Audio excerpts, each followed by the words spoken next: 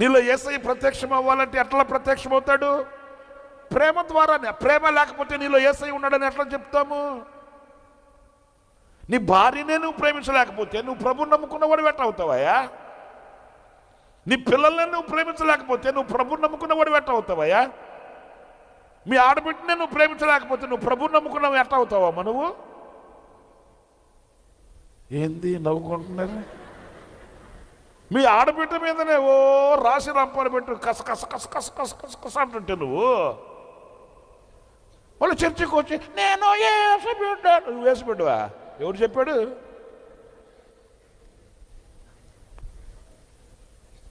నీ కోడల్నే నువ్వు ప్రేమించలేకపోతే, నీ తల్లినే నువ్వు ప్రేమించలేకపోతే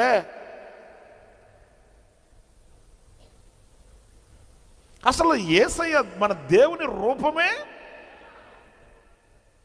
ఇప్పుడు మీరు ప్రభుని నమ్ముకున్నారంటండి అని అడిగారు అనుకో, మనల్ని నీకు కనిపించట్లేదా అని అడగాలి మనం. ఆ దమ్ముండాలి మనకు.